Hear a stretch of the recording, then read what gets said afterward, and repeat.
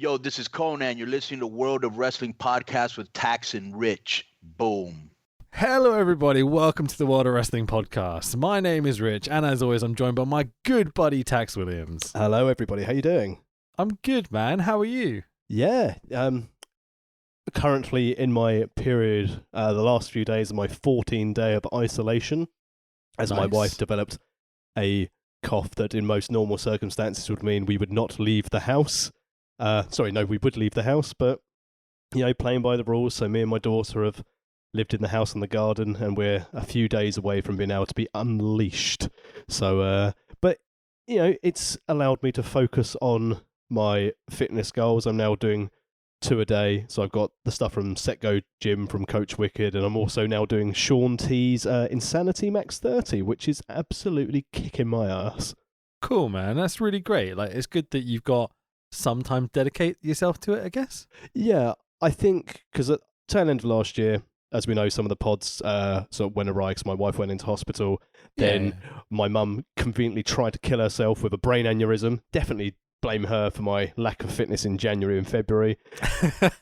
Got back into it at the start of March, started going to the gym on my lunch break every single day, and then COVID came along and cocked it up. But I thought, if we've got potentially another 2 months of this, I'm going to get in the best shape possible, and then until I end up having to either have surgery on my knee or shoulder, I'm just going to go all guns a-blazing this year to try and get as many dates, as many matches under my belt before I can ride off into the sunset. Oh, that's awesome, man. How is your missus doing? Yep, absolutely fine. Went back to work today, no problem at all. And again, Cool. from my standpoint, my lingering cough, as people have probably noticed for the last few episodes, that seems to be subsiding now. I had a doctor deliver me some penicillin, some amoxicillin even, to my house, so I'm good. Everything's good. I said my cough didn't stop me doing anything other than getting evil glares if I was in a supermarket. But, I mean, what a day to podcast. WWE, as we are recording this, are currently going through a huge cull of employees, talent, producers, announcers, referees. I mean, I've got the most up-to-date list here.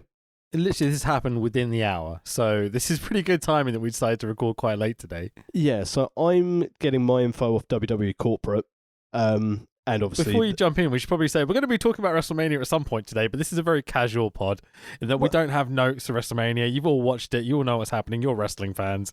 So let's just chat about these releases and stuff first. Then we'll talk about WrestleMania a bit as we go along and the state of professional wrestling. Well, that's part of the reason as well to mention it with 36, because some of the people who have been released main evented Mania. Wait, what? So I will go down the list as of... where are we now on the time? At 8:20 Hang on on, Wednesday Steve. evening. This just got serious. Yeah. Well, what? similar to a message that I sent you about main eventing WrestleMania. But wrestlers released so far: Epico, not Primo, Rowan, Sarah Logan, Gallows and Anderson. Wow. Okay. EC3, Drake Maverick, Kurt Hawkins, Heath Slater, Eric Young, and Leo Heath Rush. Slater got fired. He survived for years doing nothing. Exactly. Fucking hell. Okay. Go from Heath Slater again. Sorry. So Heath Slater, Eric Young, and Leo Rush. Wow. Jesus Christ. Spud's already put a video out that they're letting him compete in the Cruiserweight Eliminator. He's like 3 matches. It's like, well, he's definitely not going to win the belt if he's been released, is he? Unless it's a massive work to get him over. Right. But producers, they've released Kurt Angle, Billy Kidman, Mike Rotunda, Pat Buck, Fit Finlay, Sean Daivari, Scott Armstrong, Sarah Stock, Shane Helms, and the worst one of all, Lance Storm, who only went there in November and shut his school down to go to WWE. Holy shit. And they've also released... Going through those names, there's some serious minds there. Like Mike Rotunda? Yeah, Fucking exactly. IRS? Fit Finlay for the women's division. I know TJ... These are guys you want backstage, like, desperately. And then they've also released Aiden English and as an announcer, although he's technically on an in-ring contract still. And Mike Chioda, the referee's been released. Whoa, that's a long term. He's been with them for ages. And I mean, the notes from Vince McMahon in his press release was basically they're going to save $4 million a month with these cuts. And let's be honest, they've been hoarding talent for years. And I was pretty sure that Gallows and Anderson had signed new deals. to stop them going to AEW. So I don't know if they've structured or changed their compensation packages, considering they released the Revival only like a week ago. Mm-hmm. It's that same thing again when WCW went. There's so many wrestlers on the market, and AEW can have the pick of these guys. But I mean, other than obviously, we will have a soft spot for Maverick, for Spud. But looking down here, like Gallows and Anderson will hopefully go back to Japan because that's where they come across brilliantly. Interesting to see if they go to AEW because of the BC connection. It's like, I don't think they will. I don't think Tony Khan will have it. No. Because like Carl Anderson's a fucking amazing wrestler. Luke Gallows is a good big man. But let's be honest, the shine's kind of gone. Yeah, he killed it for them. I think from even Bullet at the end Club, of Bullet Club, they were just the extra heavyweight tag team they had around. They weren't really doing much for the last couple of years. But I think if someone could get an EC3 TNA run out of EC3 again, because he was excellent in that. Again, I know it's like big fish, small pond syndrome. Surely he's NWA primed. I'd love to see EC3 and NWA, but I'd love to see the Revival in the NWA. Yeah, Can you imagine sure. that? That'd be great. I think they'd go NWA before they went off to AEW, because, but I said Finlay going. I mean, people like Sean Daivari, Pat Buck, Kidman to an extent. Kurt Angle's definitely a cost-cutting measure, because while he was producing stuff, what else does he offer him at this stage of his career now? Yeah. But I don't think... obviously, I'll keep refreshing and having a look if anything else. Oh, hang on. There's another one. So I think we're about to get... Yeah, Mike and Maria Kanellis have gone. Oh, and now Primo has been added to this list. So Mike and Maria Kanellis, and both Primo and Epico, again, who I've not seen on TV for years. So I said I think this list is going to keep going and going as we record. So we'll check back in at the end of the pod to see if there's anyone else who, in these horrible times, is now having to have that awful thing, because it's not like they can just go out and get bookings and make use of their name. There's not going to be indie shows for like 6 to 8 weeks. I was going to say that the big financial thing behind all this is that, yes, it's going to help WWE survive, and there is a chance it might not survive if it didn't do this, etc., etc. We understand that. It's difficult times, difficult measures. I think it's kind of a dick move. It's kind of weird this will happen in the same week that the XFL went bankrupt. They've had all sorts of terrible press about whether they should be putting on wrestling shows or not. They've been declared like an emergency service or an essential. Yeah. And I just read, literally in the last hour, that Vince McMahon apparently has been put on Trump's like financial group to get the US economy running again. Yeah. I'm like, dude, his fucking football league went bankrupt this week. What are you doing? But that all being said, the vast majority of the people that were on that list seem like they would be financially stable. They've all had long careers with the Fed and been employed for an extended time after their kind of active careers ended. But then I feel very sorry for the people down the lower end of that list. Yeah. That haven't been there that long, that have kind of probably changed their whole lives to accommodate this new job. Yeah. I'd anticipate seeing Viking Raiders added to this. That'd be a shame, because fuck me, we know how good they can be. But that's the problem. We know how good they can be, and then they become the Viking Experience. Well, yeah. But dude, imagine War Machine, fucking Revival, all that lot in AEW. Jesus Christ, that'd be awesome. But then, where would you fit them all in? Bloody hell. You could just have an entire tag promotion. I mean, well, let's face it, they basically do at this point, apart from like 5 or 6 decent headliners. Very true, but it's a weird time, and now but this is, unfortunately, as you said, it's a bit of a dick move, but that's the problem when you're a listed company. You have to do the best interest of your shareholders, and if they're going to save $4 million a month, because they're not going to be using any of these talents, they're not running live events, there's no gate coming in, all they've got now is that TV money, which they're now being forced to go live for. Because can you imagine, so I imagine that Trump has played a role in this with, I said, Vince being on his little committee and Linda McMahon being one of his advisors for small business, if that's still in action. I believe so, yeah. But, I mean, had they not been declared essential, we could genuinely be seeing the end of WWE. Potentially. Because massive potential. If they hadn't have done the sensible thing and bankrupted the XFL as well, Which apparently they WWE owned like 23%, was it? 23.5% of B shares in that. Right. So what's a B share for those who have no idea? Do you know? it depends on how you set up the share structure of a company. So B shares could have essentially been they receive dividends or investments back from the XFL when it starts making profit, but they don't have any voting rights.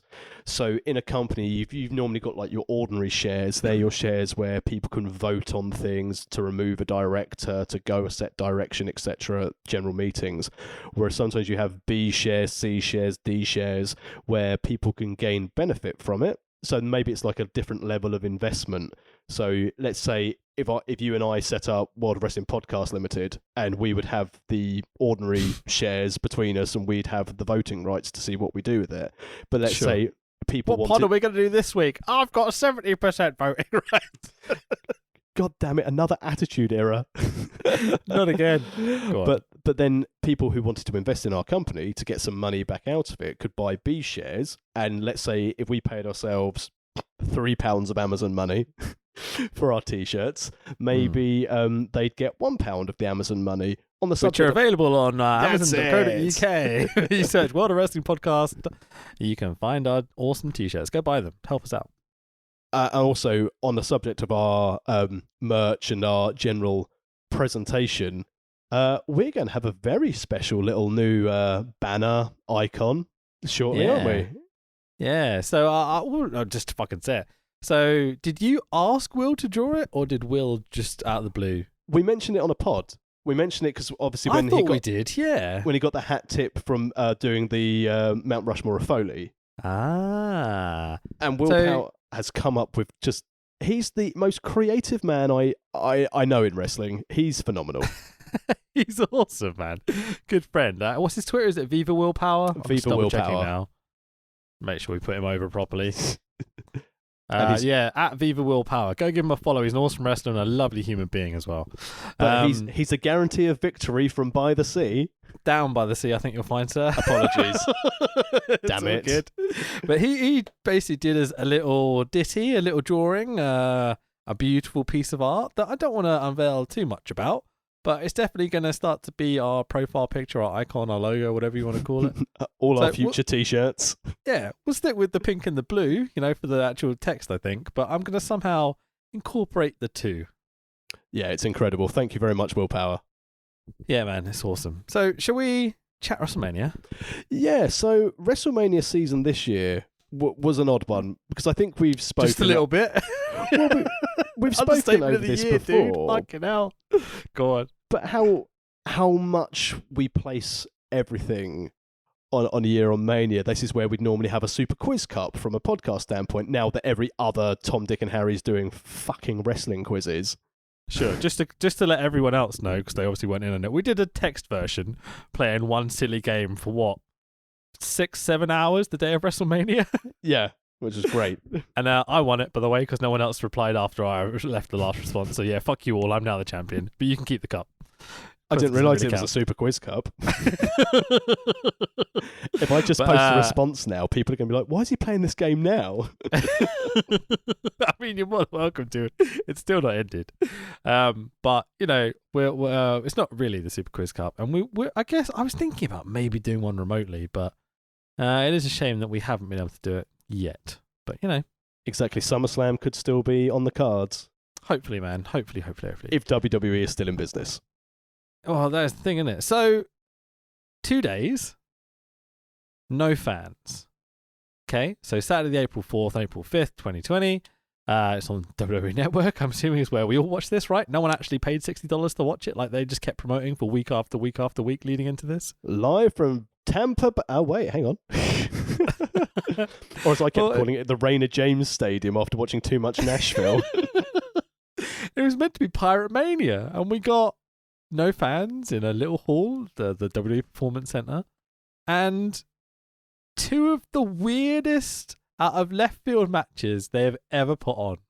Which never would have made air had they not been at the PC. Mate, they aired that Randy Orton Bray Wyatt bullshit. Remember that? They did video effects. Oh, the Wyatt compound where he burnt into the ground. Yeah, the fridge spot and everything.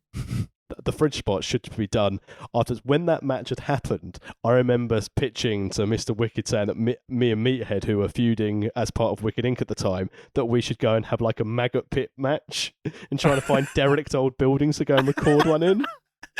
Beautiful Kent countryside and stuff, like in a castle grounds, like in a public house. Exactly, flexing my financial muscle and booking out Leeds Castle for the day. Like little Slipknot fans just running around constantly. But like, okay, so they did. The WWE have done that. So I think these may have gone to broadcast if there wasn't the situation with the COVID and everything. But I mean, they never would have done it in the first place. Not for WrestleMania. They would have just had matches. But should we just start here? I think this is a good place to start. What did you think of the two matches? I loved the Boneyard match. So I stayed up for everything on the first night until the Boneyard match, and I was like, I need to head to bed. I don't want to sleep through this. I want to see this with a fresh set of eyes. And it had everything that I love about professional wrestling in 19 minutes of viewing joy. Okay, what did you think about the Firefly Funhouse match? I mean, the Firefly Funhouse, because it was too hokey. So shortly after they did Firefly Funhouse was when they'd done like Final Deletion, and this was the time that TNA were doing their slightly cheesy versions of things, and everyone was always like, "Oh well, if Matt Hardy goes to WWE, imagine how much with their production values it'd be great." But when they sorry, I've just gone back to the Wyatt Compound match, not the Firefly Funhouse match. But Firefly Funhouse was clever. So wait, you were just talking about the old one with Orton and... Oh, yeah, the old one with Orton and Wyatt. Okay, what did you think of the WrestleMania Firefly Funhouse match? I thought it was really clever. Okay, so as you were talking, I was like, oh my God, we think the exact opposite. This never happens in pro wrestling. Because I didn't hate the Boneyard match, right? Hate's a very strong word, and there's not very much wrestling I genuinely hate. But I didn't enjoy it. I experienced it and thought, this is kind of dumb. But like, I like quality, and when you're trying to aim for like cinematic stuff, I thought the Firefly Funhouse match was the best match I've ever seen in my fucking life. I loved everything about it. I've rewatched both quite a bit, but the thing is, from an Undertaker standpoint, it had Biker Taker, it had Metallica, it had Buried Alive, and people were asking where Gallows and Anderson had been. Well, evidently they'd been killed. That's why they've been released. But at any point, right? Okay. So I thought about this a shitload. Okay, this has been on my mind constantly. Like, I work full-time pro wrestling now. Like, it's out there. I love it. Nothing has made me think more about pro wrestling recently than these two matches. I remember watching the Boneyard match live, and I'm trying to be as honest and as put myself back in that situation and really think about how I felt. I remember watching it and going, I think this is shit. But I'm not sure. Do I actually think this is shit? Am I just grumpy because I'm tired and I kind of want to go to bed and there's no fans and I just don't understand it? But I genuinely loved the fucking WrestleMania in general this year. We'll go over the other matches and stuff in a bit. But watching the Boneyard one, I was genuinely like, I think this is shit. And I remember waking up the next day and going, did I love that match? I don't think I did. And then kind of as the day went on, I remember deciding at some point, no, definitively, it was shit. I rewatched some of it. And I even did a video for Wrestle Talk on it. And was just like, no, this is not for me. But I remember sitting through the Firefly Funhouse match. And what was the first thing that got me? I mean, when we were messaging about this, the thing that where you sent me a picture of your face was was when Bray did his "You can look, but you can't touch." Oh, that was the first bit that got me. Is when he did that, I was like, okay, there's no rules. We're doing anything we fucking want to. He mentioned a real life thing that I'm sure John is very kind of private about, is the least I could say. Probably quite bitter about the whole situation, you'd imagine. Can you imagine how, like... I just took the piss by singing her theme tune. It's amazing. how Bray Wyatt must have approached it and gone, John, How do you pitch this? remember that bird that you proposed to at WrestleMania? You know how that went to shit? Well, I've got a fun idea. You know your Macho Liz moment? Can we shit all over that? Is that all right? It did lead to Maurice being in the ring, and she looked as roll-tide, as Conrad would say. Holy moly. I don't remember. Okay, cool. Good stuff. But like, oh, fucking hell. And then literally, so I'm watching it, just marking out, because the thing with the Firefly Funhouse match is, yes, it is ridiculous. It's kind of like an acid trip in like a movie or something. But everything had context. And that's my biggest thing with pro wrestling. I go on about it all the fucking time, and I'm not sure people get what I mean by it sometimes. But every little bit of that match had a history. It had a purpose. It had point A to B to C to lead you somewhere where it was going. There was nothing that was just like, oh, he's the good guy. This is what a good guy would do. You know? This match was the difference I thought between the Boneyard match and this is this had so many deep-seated like throwbacks for the modern wrestling fan that like hints of the NWO. Can you imagine like a young wrestling fan watching this and Cena comes out dressed as the NWO at Monday Nitro and they were like, what the fuck's this? It's a case of, no, because this is what would happen had Cena turned heel. This would have been his NWO moment. This would have been it. That's, okay, straight away. This is what I love about this whole sequence and that match specifically, is you can interpret that in 3 different ways. You could be a young fan looking at that going, what the hell is this? Or what's the NWO? And it's just a silly John Cena trying to be cool thing, and he's being a slapstick idiot, and Bray then is getting the better of him. You can see it as an old fan, like you described, as in someone going back and getting the reference and being like, oh, this is like Hogan turning heel, the heel turn we all thought John Cena would do at some point, but still hasn't done. And you can also see it as like, just for its complete face value of like, oh, it's John Cena in NWO, bitch! You know? I also had another take. I was a bit like, this would have happened at Nitro 1. Exactly. He still would have made it as a franchise. Everything has depth and a conversation to be had about it while telling a fun, silly, ridiculous, making me piss myself laughing. You can look but you can't touch. That's such good shit. You know, and all these moments that I can't forget. I can't stop thinking about them because they're so brilliant. Did you see that WWE Shop released the McBossman t-shirt with him going, that's good shit, which I thought, when this goes on sale, I have to get one and just wear it to commentary all the time. Holy shit. Yeah, fucking A. Yeah, I'll have one if you order one. No problem. Oh, dude. Oh, so much fun. But yeah, my thing with the Boneyard match, I guess I'll quickly go back to it, is that I thought it was, they were attempting to do something they couldn't achieve, you know?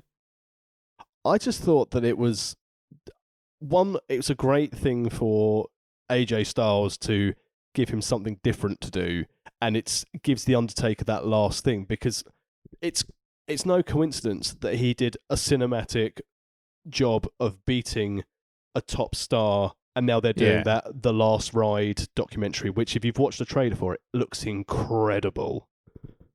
It does look good, yeah. I watched the Edge one recently, and that was awesome. The 24/7 one. But the 24, yeah. Yeah, I haven't watched the Undertaker one as of yet. Yeah, they've only got like a 15-minute preview of what's covered on it. Oh yeah, I watched that after WrestleMania. But the so the thing at the end of that is like the end is coming or the end is nigh. I can't remember what the wording was for it. But you know that that's what she said.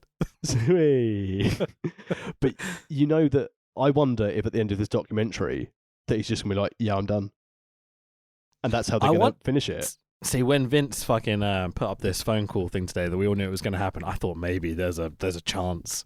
There's a chance, Tax. But no, he just fired everyone else instead, so yeah. Well, you know, Mark Calloway's probably got a much different contract.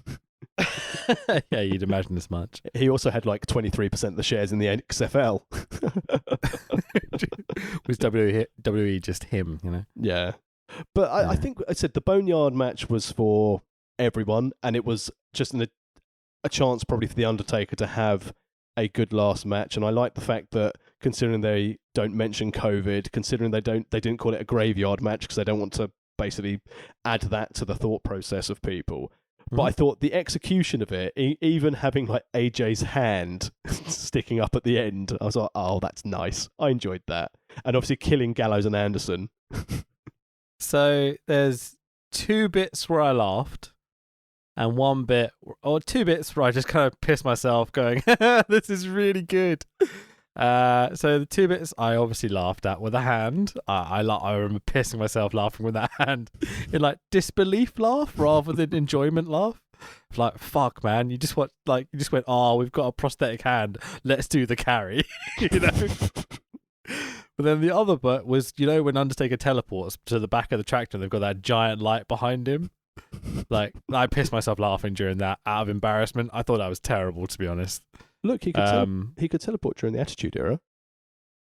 Yeah, see, the teleportation is the thing I have the least problem with. It's how they did it was the bit I had the problem with. They did the Keith Lee spot where he just kind of appears from behind him, but without doing the cool raising. So he was just standing there, and I thought it was super cheesy. And then now to Keith have Lee's livid. they've just got one dude with a giant fucking studio spotlight standing behind Undertaker to give you this giant light behind him like he's fucking Jesus. And then like the bit that I kind of laughed at and as a pure enjoyment of like, this is killer, was the bit when all the druids came out the sheds and shit. I was like, what's this rusty shed? And why are there druids living in it just ready to go? Also, they weren't observing social distancing. Yeah, that's exactly what went through my head. I was like, how did they film this scene? There's like 20 people in it. CGI is a great thing. So silly. But like the rest, I just thought was so shit and so cheesy. I would have loved them to do more of a chase sequence, you know? Yeah, but then they would have just brought out the OJ footage because they've got it. Is that a thing? Well, remember from WrestleMania with the backyard brawl match with Piper and Goldust, where they edited in the car chase footage. Yeah, sure. Wow, okay, that's a deep dive, man. That's a deep one. Anyway, shall we go through the other matches? Well, that was pretty much Mania covered there, wasn't it? I mean, that's the important stuff covered. I think that's what people care about, our opinions. Well, you know, there were a few other important things. I think the thing we need to all acknowledge is how unfair it was that we didn't get proper Kairi Sane Pirate Mania. Yeah, I think I was most disappointed for her. Not, you know, the thousands of fans. I genuinely came in going, oh, this is meant to be Pirate Mania. It's meant to be Kairi's moment. She was booked in a tag match, you know? Fucking idiots. I'm pretty sure, though, once this is all cleared up, WrestleMania 38 will be back at the Raina James Stadium in Tampa Bay.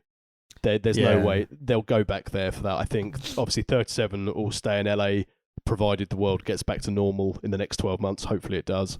And then 38 it will be there. But here's the thing before we go into this card, and I think it's something that people... I know I mentioned a lot of things like the corporate stuff and the shareholders' calls, which WWE do here. Surely now, when they do these big conference calls, rather than dicking about asking questions of when are we going to have a WrestleMania in London? When are we going to have a WrestleMania in the UK? When's SummerSlam coming back to the UK? Why not ask, why have George Barris and Michelle Wilson all been fired or relieved from their directorship? Is it because you're now going to force your talent to potentially perform during these essential media times? I just think that if you're in a position as a wrestling journalist, I know you've got to be very careful because you don't want to lose your in to WWE, but you see so many of these journalists on calls, and rather than actually asking questions about the business, which I think some fans are interested in, they're just more concerned of always going for the cliche. If they ever do stuff in the UK, when are we going to have a Mania? Why not ask about the business? Because if WWE are needing to save $4 million a month, and people were, I mean, could you imagine had they managed to sign that deal to remove WrestleMania off the network and just show it exclusively on something like ESPN or Peacock? How bad this would have been for them. And it's those questions about the business and the monetization of their streaming model that people don't ever ask. And it's the same thing that I think Punk covered in his shoot with Cabana when he left, when the network was just starting. how are the wrestlers getting remunerated now? It's not based on pay-per-view buy rates. Is it just based on network subscriptions? And I was speaking to Coach Wicked about this, and I very much disagree with the whole concept of we the independent, we need a union, etc., because let's be honest, to sign up for equity in the UK, you have to have £500 worth of proof of earnings. But at the moment, if I'm sitting there going, I've got a union, I want to know where my money's coming from, well, I'm not going to lie to you, wrestling for Pro Wrestling All-Stars and SCPW, if this was my main job, wouldn't be paying me to sit at home. Mm-hmm. I'm part of a union. And I've just gone off on a massive tangent rant. I lost track a little bit there. What's remunerate mean? Remunerate? Give me my money. Paid. Yeah. All right, cool. Anyway, sorry, I'm going on my little... That's all right. So, the pre-show was Cesaro defeating Drew Gulak. I mean, fucking A, what a match to start on, these two dudes. I'm huge fans, but I mean, they only go 4 and a bit minutes. Yeah, 4.5 minutes, and I think, again, looking at the wiki times, I didn't note these down myself. I'm using third-hand info. But don't know what you're talking about. We're definitely not just calling this one in via Wikipedia. But what it's the things like this match which were exceptional. Can you imagine had they managed to do Mania over 2 days, but with the live crowd, and having Drew Gulak being able to perform in front of 100,000 people, or however many would go into that stadium? It would have been amazing for him and Cesaro to have such a good match. With the current state of things, I'm not even sure Drew would have got the chance, to be honest, if it was without this all shit that's going on. Well, I think a lot of it's got to do with Dragon at the moment. Yeah, it's like he decided, this is my guy, went to Vince like, I'm just going to, me and Drew Gulak, yeah? And Vince was like, okay, we've got nothing else for you. He's probably got confused. Yeah, you and Drew McIntyre, that's great. No. Perfect, no. yeah. Yeah, it's Dragon would have gone, yeah, Vince, of course, that's the one. This is good shit. So, day one, or part one, I guess they call it, on April the 4th. God, we really are calling this in from Wikipedia, aren't we?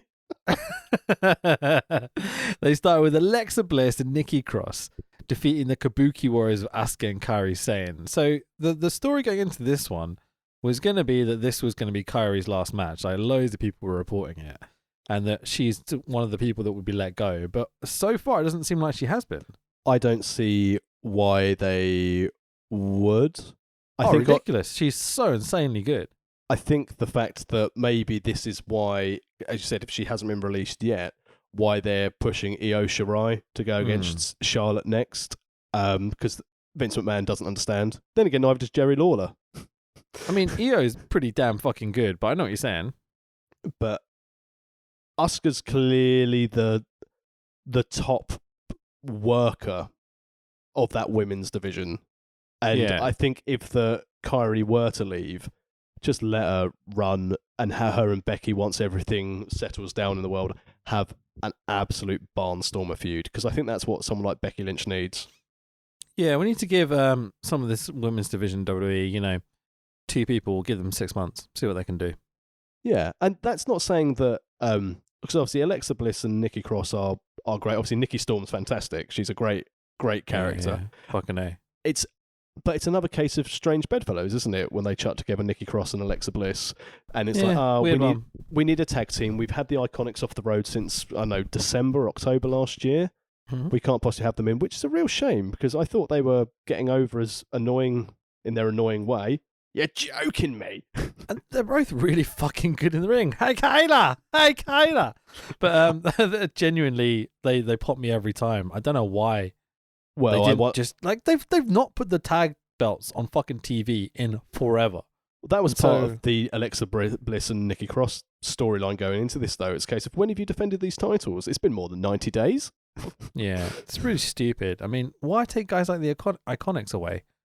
And they'd be perfect. Just chuck them on tagging with each other every week. Like, it seems so simple.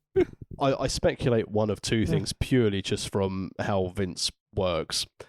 Put the belts on them, needed to get tickets sold in Australia, put the belts on them, and then they don't care. Or, similar pettiness, who's Peyton Royce married to? Sean Spears. Where's Sean Spears at the moment? AEW. Who's been releasing videos online with him and his wife? Sean Spears with Peyton Royce in it. Oh dear. Yeah. Who knows, man? Decent match, though. I really enjoyed it. I think these 4 women just went balls to the wall, considering they pulled out a 15-minute match, you know? I like the fact that having no crowd, it really focused, and you noticed it in Gulak Cesaro as well, but it was really picked up on this, the first official match of part 1, that getting to listen to Asuka and Kairi just shout and vocalize everything, and having to have Cross and Bliss sell, it was brilliant. It's a masterclass in how to sell, because without an audience to drown it out, they told a story, which was what I look for. And as you said, for a 15-minute match, one of the longest of the cut of the day, I really enjoyed it. It was a really good start to the main card. Yeah, I think Alexa Bliss at one point was primed to be like their top female star, probably along with Charlotte, you'd imagine. And then she kept getting hurt. Yeah, that's the problem. She got that concussion and then kind of got taken off TV. And I remember her at least saying or tweeting out or something that she's not being kept off TV because of concussion. She's good to go. They're just not booking her. And I don't know what happened then. I don't think she actually picked up that many injuries at all. I think she just had the one concussion. Then Vince just seems to have lost faith completely. I think there was the Ronda Rousey stuff as well that didn't play in her favour, which came out in a call this week. I don't know if you guys covered it for Wrestle Talk, but where Nia Jax pretty much said, I had to go and complain to WWE management on Alexa Bliss's behalf because someone kept hurting her every single night. And I wonder if Nia Jax bitching about Ronda Rousey being physical with Alexa Bliss might have made people go, oh, well, Alexa Bliss is complaining, so we'll keep her back. Intriguing, man. Intriguing. I definitely think all 4 women have got a bright future. I think Alexa Bliss could be one of their top stars. Then Nikki Cross can make a great crazy person or even a lovable face, you know? I would have thought they'd turn Nikki on Alexa or vice versa at some point. But it makes sense to go back for Bliss being the bitch to turn on Cross, but they've got no other female tag teams. They bought in these belts, so they've got all this female talent. And the only other one I can think of as a legit tag team was Mandy Rose and Sonya Deville. But we'll get to that on night 2. Why that's not going to work. It doesn't seem like these tag belts are going to be around for long. No, I hope that when we get back to live touring, and considering they're supposed to defend them across NXT as well, but then you look at NXT and you look at the women they've got there at the moment, they're fantastic individual talents, but there's no tags. I think you had Aliyah and Vanessa Bourne, who worked as a tag for a little bit, but I haven't seen them do much. You've got who's with Raquel Gonzalez now, who's got her as her muscle. I know who you mean. I can picture her, but yeah. But exactly, memorable. Is it Dakota Kai? Dakota Kai, that's it. Yes, well done. Great memory. But yeah, I think all 4 women, great opener. And, you know, if you look up and down the card, the number of women's matches that were on Mania was really good. But it was just a shame they didn't have many good storylines to utilise them, really. Speaking of which, our next match, Elias versus surprisingly defeating King Corbin, as far as I'm aware. I thought Corbin would be a sure thing if it was going to be against Elias, and it obviously ended up threw him off a balcony. Of course he's got to get his revenge. I guess so. I think they're trying to put Corbin over, and I think he's fucking brilliant. I know he has boring matches, and again, this is another prime example of that. He's not the greatest in-ring guy. He's not an Okada or whatever. But I just think as a character, he's fucking brilliant. He's so easy to hate. He's such a dick. It's great. When people start saying on Twitter, he's got X-Pac heat, it's like, yeah, so he's doing his job properly. I don't think he's even got go-away heat, like, not at all. I think he's just really, really good at being a douche. I think the problem is now, with Baron Corbin, he's going to suffer what a lot of the great heels do, because people are going to start finding it fun. He's just got to keep it. That's why The Miz was so good for so long, because he was just such a horrible, horrible prick. And then something changed when, obviously, he started promoting that he was going to be a parent. He had his Miz and Mrs. show. He became a bit more warm to him as a baddie, and people started appreciating his heel work. And then he turned face, and that went awfully, other than his little suplex of Shane at the previous Mania. But I think like his face heater, that program, you know. But that's what they need to do with Bazacorbs. They just need to make sure he just stays a dick, because he can be a upper main event caliber talent. You don't need to put the belt on him, but he can be there or thereabouts. If you've got a face champion, like him having like a title match with Drew at a lower pay-per-view would be great. Yep, absolutely. What do you think of Elias? He seems one of the guys that's primed to be cut at some point soon, according to a lot of people. Well, his gimmick didn't work in NXT. It's one of those rare instances where the gimmick works better on the main card than it does in NXT. Sure. But I think Vince and the producers may be dampening on it, because all the rumours originally was it's going to be Elias versus Cena at Mania to start with. But, I mean, as you said, thank God it wasn't, because the match we got was so much better. But yeah, not this one. No, this, again, no, just under 10 minutes. It was a nothing match, really. I think Elias, when he had his drift, very house show, very like SmackDown, Raw, middle card bollocks, you know? Which I think pretty much sums up a few matches on Mania. It was maybe, yeah. A match for the sake of having a match. We've promoted it. We've got to get it. We've got to fit these guys on because they're knocking around. Let's just get it done because we've put it on TV because we've had to have it in a closed set. Considering they've got, 19 matches, there's 4 or 5 that are very much, they haven't got a story, which is not a bad ratio, given their due. Think of old Manias, though, where you'd have those opening matches which would have no story going into them. Yeah, sure. Oh, God, I'm running through so many in my head right now. Fucking hell. They're all like DQs, like with the UK house show thing we watched the other day, with Hacksaw and Repo Man with a non-finish, and you're like, mate, can we not put Hacksaw over the Repo Man? This seems like an easy thing to do. I don't think the Repo Man will mind. But at least when we move on to our next match, there was an element of storytelling going into that, which is the Raw Women's title match between Becky Lynch and Shayna Baszler. Yeah, so for me, this seemed like has to be Shayna's win, right? I didn't think so. They wouldn't. You read all the stuff, and it's difficult to try and not buy into it. That Vince is not impressed with Shayna Baszler on the main roster so far, and I think the problem is that you've put her against Becky Lynch, and Becky Lynch went for a few weeks of being that really odd, like cocky face character, and then they did the whole vampire chewing of the neck thing from Shayna Baszler rather than letting her come out and pummel Lynch. Had she come out and beaten the tar out of her and run her over in a car, that would have been great. Everyone loves people getting run over with cars. I did it for the Rousey. Quite proud of that. Shayna is... she was built up so well in NXT. Like, she's not the greatest wrestler in the world. She's a scary human being and has a lot of good technical MMA type wrestling, and she can work. She's not terrible by any means. She's got good mystique behind it, wasn't it? They built an aura around her that she is this arse kicker, takes no prisoners, rips your throat out, or bites it in this case. Yeah. Well, we'll get to that. So, do you remember that segment with the NXT locker room where she's basically walking between all the female wrestlers going, right, which one are you then? Come on then. I'm the top dog here. Who's going to step up? And then someone would step up and she'd take them out in 30 seconds. So, that's how you book a monster heel, man. And that's exactly how she was booked. And that's, I think, with NXT, why it's so much more beneficial for some of these talents just to not leave. I appreciate that there's not much more in NXT Shayna Baszler could do, because that character had run its course. So you've got your top champion. She's done everything you can in your developmental program. You need to put her on the main roster. But I think it was a bit too soon to go for Becky Lynch. I think had she run through like Lacey Evans, Natalya, and actually had meaningful feuds of those women, like destroy Alexa Bliss and just walk through them, go for 6 months and having people not touching her, and then she goes after Becky Lynch, that would have helped cement her as a top heel rather than winning a Rumble and going straight into it. Do you know what really threw me about these women's matches? Is that you've got Becky Lynch against Shayna and Charlotte Flair against Rhea, right? Would it not have made a shitload more sense to have Becky versus Charlotte and then Shayna versus Rhea?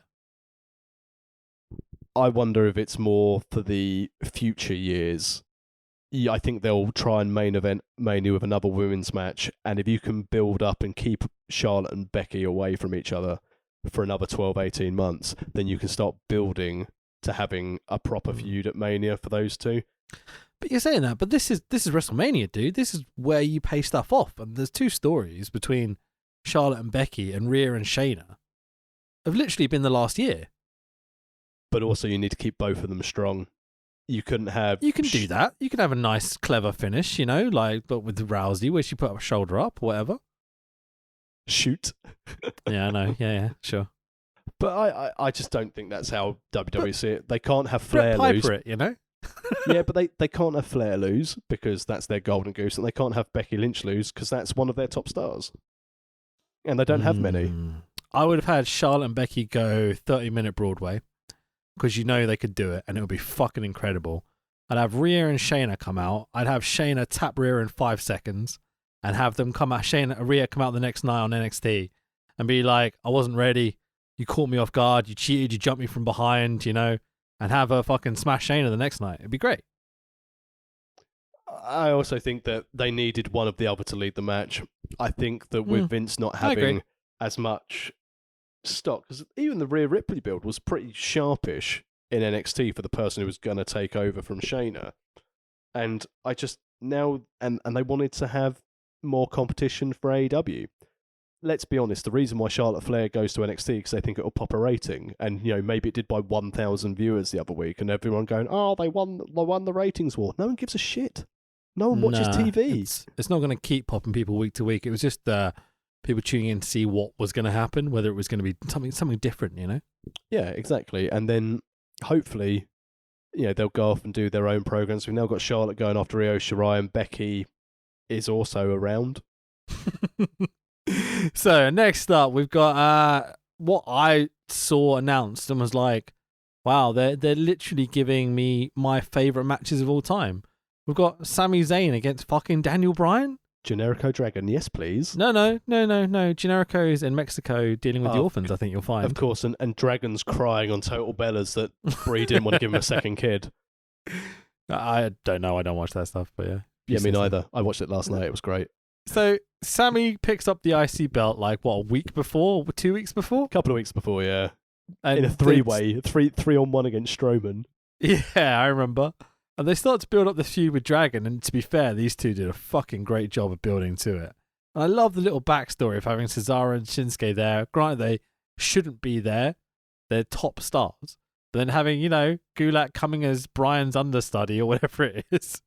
And I was convinced Gulak would turn on Dragon, so they create this 4-person stable on the heel side. And I'm really happy they didn't do that, because these guys, oh my God, what a perfect match too.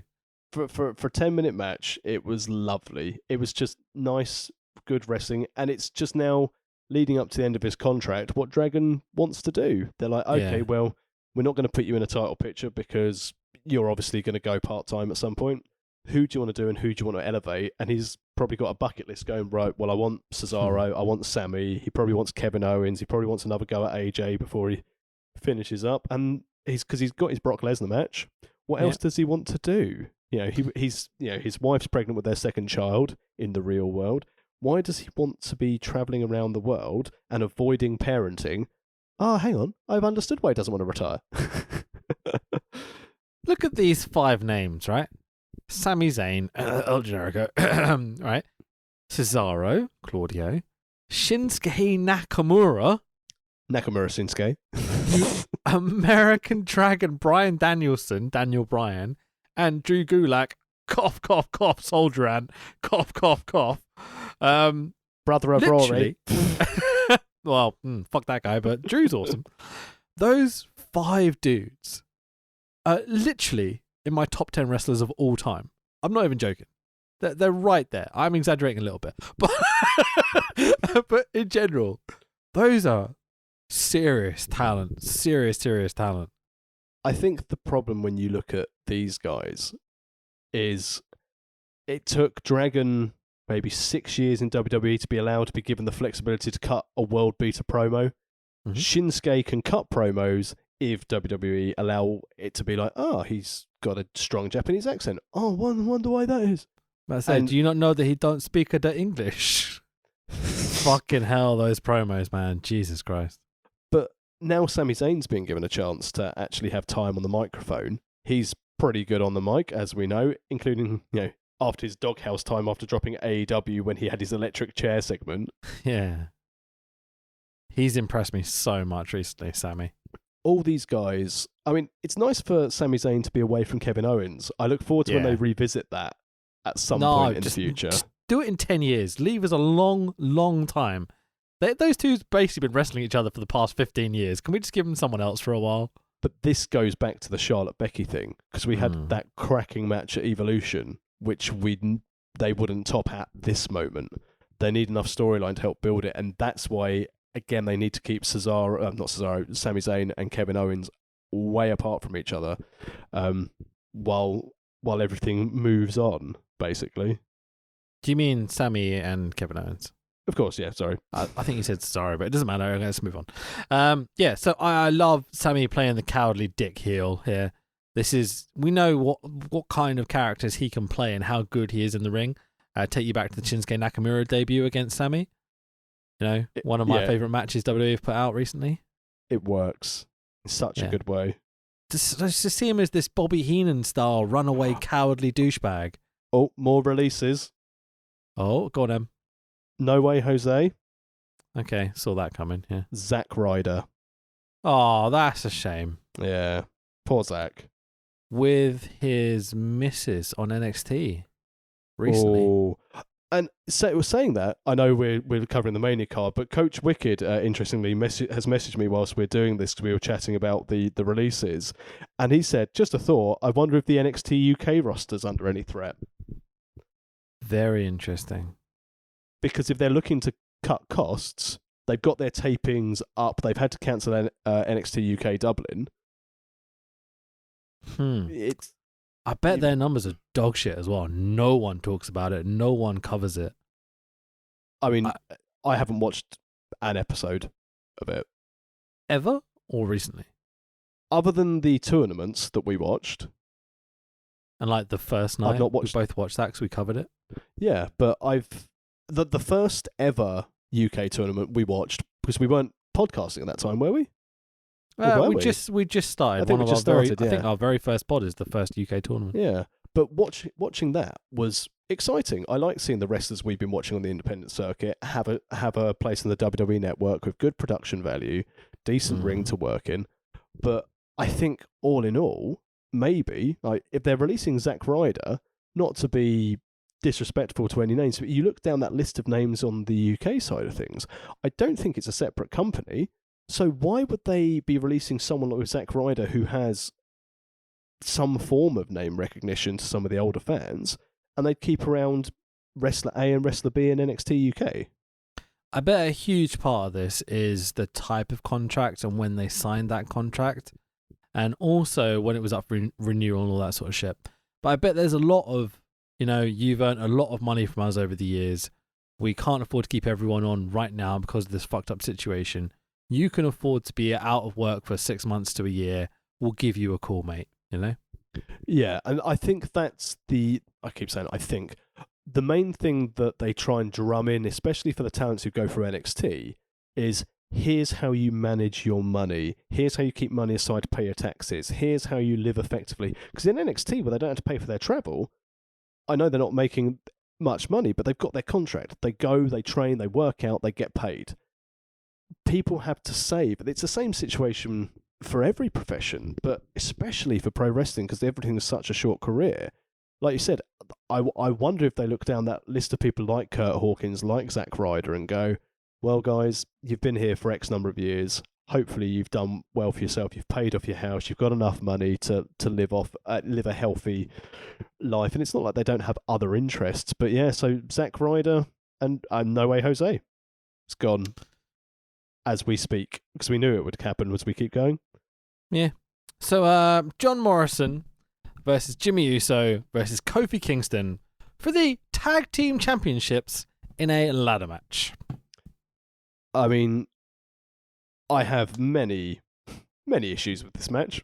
The match was kind of crazy and kind of fun. Yeah, the match, if they'd just done a triple threat ladder match, would have been great. Yeah, it was all the other stuff that was the problem. I mean, The Miz turned up sick, which means Roman didn't turn up. Great. Cheers for that, Miz. Well, that's Allegedly. As far as I understand, the story goes that they were all at the taping, so the Usos and Roman, and then Miz turned up ill, and then the Usos got very heated, and things were said, and then the match was changed to this single person rather than tag teams. But obviously, someone's gone, "Oh yeah, just do it for the belts; it'll be fine," even though the champions retain. Ridiculous. So you didn't need to do it for the... Oh, man. But anyway, there are some crazy spots, and these three obviously just went, all right, we've got a chance here. It feels like they kind of made the best out of a bad situation, and it looks like, to me, from an outsider's perspective, with no insider information whatsoever on this, it feels like they probably pitched the ladder match. Yeah, I'd agree with that, because they needed to do something to stand out, but considering you've got no fans boosting you, trying to get that adrenaline going, I can't imagine how much more it would hurt to plow onto a ladder without having thousands of fans cheer you on and get that adrenaline running. If you're just running essentially a training match and someone flings you off onto a ladder, you're like, oh, bloody hell. So there's one point of contention with this match that a lot of people were talking to me about, at least, was there's a shot. Well, I think it's someone throws Uso. Oh, who was it? I think it's John Morrison chucks Uso off of the ladder right to the outside, and the camera doesn't show Uso landing, but then they cut to a different shot of Uso on the floor, and it's blatantly obvious there was a crash mat, because you can hear it go. That's not the sound people make when they hit the floor. I can't believe they didn't dub in a sound. That's the one thing we didn't mention in the women's tag match, when Kyrie did the insane elbow, and they just did a really bad edit. It's like, it was 1, 2, kick out. But yeah, there was definitely a crash mat spot. But then why would you put it at risk if you can tape it and try and cover it up, and you have all your skilled, of course, skilled people are furloughed, so they had the rent a crowd in and they weren't great. Well, this is my pitch. I think pro wrestling shouldn't be live. It's so much better when it's not live, when you can edit stuff and make it look fucking awesome and cut out the boring bits of the matches and put a crash mat so people can do crazy spots. We can, if we edited it better, we could cover this stuff up and make it feel like flowing and interesting. Never worked for SmackDown. Think of the stress it would take off people's bodies over the years. Yeah, it didn't work for SmackDown. Having it all pre-taped and but they're doing a live show, but it's taped. We need to do a taped show as if it was a taped show. Like fucking Game of Thrones, or, I don't know, Match of the Day or some shit. 2000s BritRes. Come on, dude. You know what I mean? With their production level, they should be able to do something special with this element. Like, maybe I just want more pre-tapes in my wrestling. That's what everyone else wants, right? Yeah? I don't ever complain about pre-tapes, do I, Tax? No, not at all. And Fox and USA love pre-tapes. I know there's that crazy anything can happen element of live wrestling. I did have a thought during this match. Wow, this is weird. This came back to me suddenly. What if Eric Bischoff deliberately made things go wrong with the WCW production just to make it feel like anything could go wrong at any time? Yeah, I mean, it's not his money he's playing around with, so he could do it. I mean, deliberately play the wrong theme tune once or twice, deliberately have like some fan jump over the barrier that you've employed. Don't tell anyone though. Britt tough guy. Yeah, maybe, Oh God, I saw Alex Shane do that once, but he employs me now, so he's a lovely bloke. So, Kevin Owens defeating Seth Rollins in... Oh, we didn't talk about the clever ladder spot at the end, where Jomo got the belts. It was clever, wasn't it? Really good. All three guys going up, all grabbing the belts, then J-Mo kind of falling onto his back with the belts, not to the floor, but onto a ladder. Yep. Interesting. The best version of Starship Pain I'd ever seen. Yeah, clever finish, though. Creative. But you said, they the tag team champions retained with John Morrison. Weird. So Kevin Owens defeating Seth Rollins, and what I would suggest is probably the best wrestling match of the show. It was always going to be. If they'd given Generico and Dragon time, that would have been the best match on the show. But this, with the time that they gave, longest match of the night, I think, other than Boneyard. Oh no, the tag match went longer. The tag match, the ladder match. Yeah, this was really good. Other than the fact that I'd become bored of this storyline for the last 4 months, when it's just basically been Authors of Pain and Murphy, who I'm surprised it's still not on that list yet, but fingers crossed he won't be, because one of AOP's injured, so they've binned off AOP. So now Seth's rocking around with just Murphy at the moment, isn't he? I think. Yeah. The AOP haven't been released yet, have they?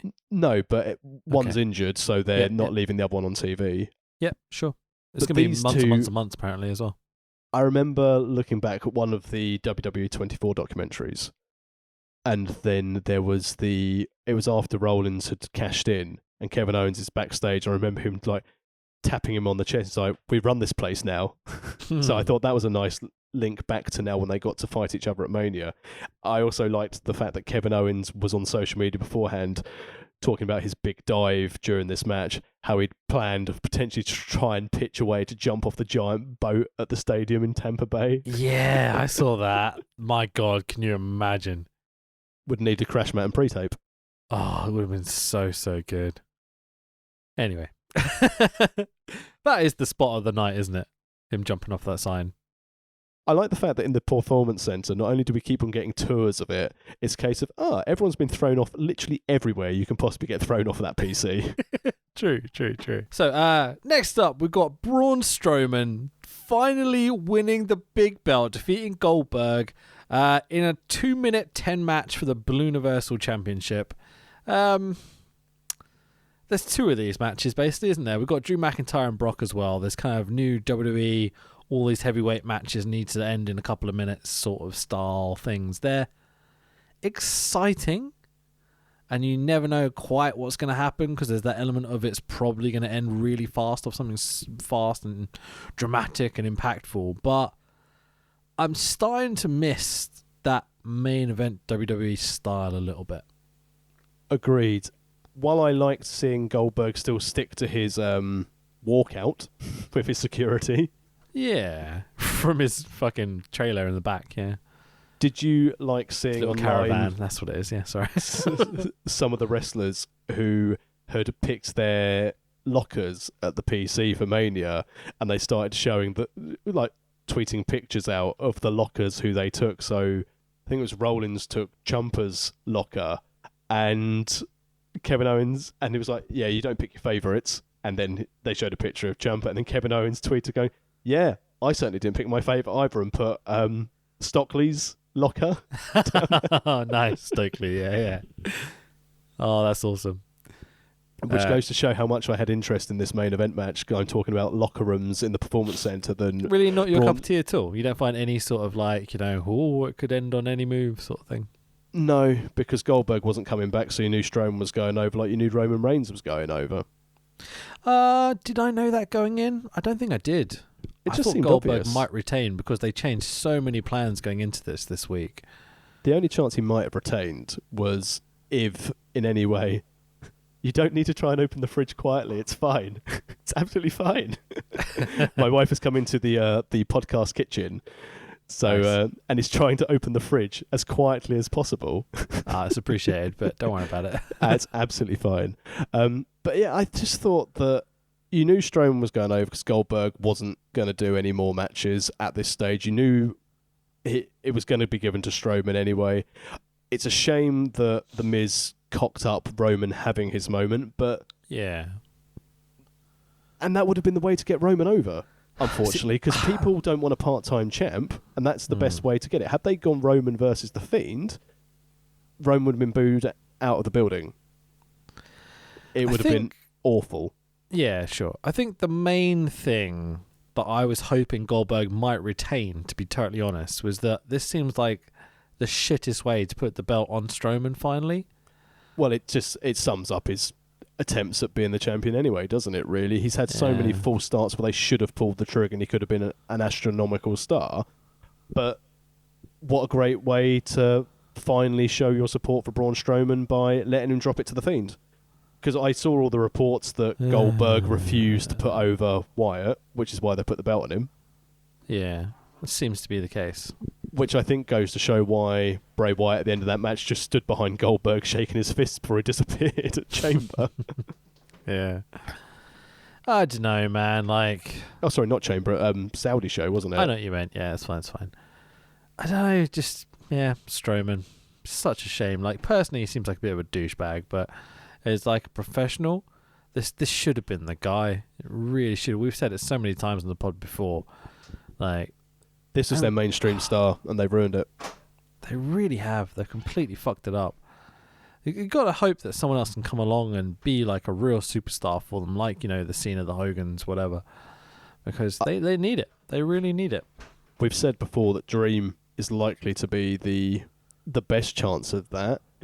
But again, whilst he's flamboyant and charismatic, can you imagine certain parts of America getting him? Sure, yeah. So our main event, we've kind of gone over already, the Boneyard match between The Undertaker and AJ Styles. The 3-on-1 match. I guess like 10-on-1 at one point. I guess one thing we haven't talked about is the finish. So they literally buried AJ Styles. Do you not find offense to that?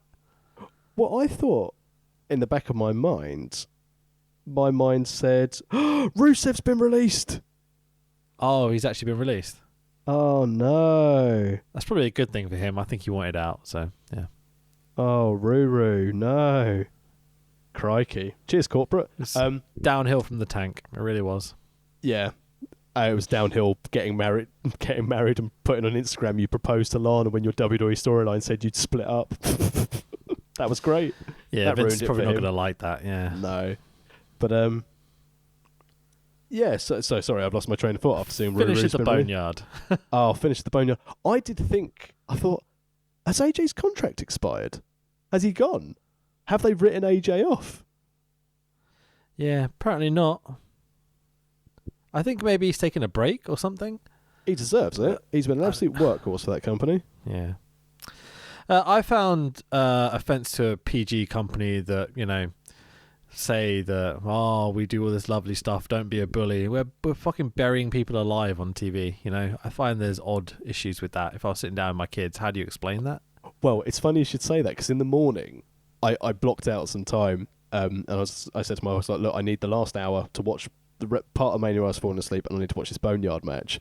And it was getting near the end. Harriet walked into the room and I just paused it because I thought, Undertaker's just twatted AJ with a shovel. How do I explain why that man is there? And she always says when there's wrestling on the telly, she just looks so excited. Her face lights up and she says, Daddy, it's your friends. Oh, that's awesome. And I thought, how can I explain why one of my bigger friends is twatting the other one in the face with a shovel? Yeah, weird. Anyway, so night 2. We've already done like 90 minutes here, so let's try and fly through night 2. This has been really fun just chatting, man. I know we're isolated and we're not getting to talk wrestling maybe as much as we'd like to. I'm not getting to talk to humans. This is amazing. So part 2, April the 5th. The pre-show is Liv Morgan and Natalya. Yep, that was a match. The first proper opening match was Charlotte Flair defeating Rhea Ripley by submission. Longest match of the night. Yeah. Oh, no, other than Edge Orton. I'm really bad with these numbers. Yeah, about to say there is one marathon later in the night. But Flair Ripley, for me, oh my God, this was my sort of match. Full on New Japan, strong style, beat the shit out of each other for 20 minutes. Top girl goes over, the up and comer. Perfect. I could not have loved this match anymore. It gave Charlotte an opportunity to showcase a different style to what we've seen from her. As you said, we've not seen Charlotte in any strong style matches. Yeah. From memory. Asuka's about as close as we got at WrestleMania. Yeah. Was it WrestleMania or was it SummerSlam where she finally defeated Asuka? It was WrestleMania, wasn't it? No, it's Mania when they've ruined Asuka. Well, ruined, yeah. She could have lost and still not been ruined. That wasn't the match that did it. It was the booking after that really fucked her. That started it, though. That took away. Yeah. But, yeah, that's not here there. But this was brilliant. And I think it's nice to see that they opened both nights with these absolute barnstormers for women's matches. Sure, absolutely. I think that match could have main evented, to be honest. It was that good. But I understand why not, as such. Yeah.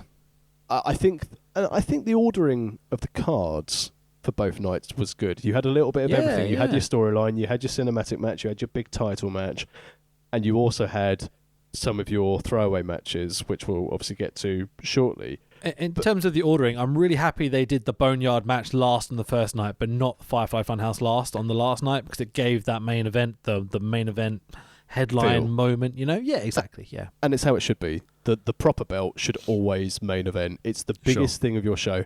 Don't get me wrong. I know I was a fan of HBK's retirement being there because certain matches, if you've booked it correctly, shouldn't overshadow your world title match. But can you imagine having, like, it would be Hogan Rock Syndrome all over again. If you had Michaels and Undertaker go on pre-main and you had your title match in the main event, it's like, Shawn Michaels has just been retired by The Undertaker after another absolute classic. How good do you luck with your follow main that? event. Yeah, good luck. So having these guys here first, I think it was more of a, okay, well, this is a match to keep people going because we have no idea what order everything was filmed in. Yeah. On the actual the tapings of Mania. But it was a really good way to captivate a crowd. If they've signed up for the network and they missed night one, they heard about the Boneyard match, they signed up for the network, and this is what they're given for their first, inverted commas, live part of the show. It was great. Yeah. And just on that network thing, imagine being someone that doesn't know the network exists. You pay your $60 like they promoted on the shows and on YouTube and all this sort of stuff. Then the next night you see that you could have watched it for $9.99 for a month and you would have got it for free because it was your first month. Wouldn't you be fucking furious as a customer? You would be. And have you noticed that they're not overly promoting the network for $9.99 at the moment? Yeah, weird.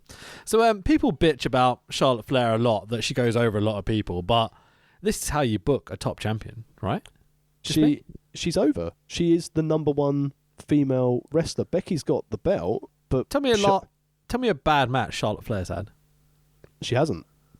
Exactly. I think she's one of the very best in the world, and it's nothing to do with her last name. She is fucking legit every single time. Her name helped her get through the door, but it's purely her talent alone that's got her to where she is. Because had she been shit, it would have just been David Flair. Yeah, she's a good promo. Her facials are fucking perfect every time. She doesn't vom in helicopters. So moving on. Aleister Black defeating Bobby Lashley with no story whatsoever. Well, Lana's there. Her husband's just been released in real life. Her real life husband's Bobby.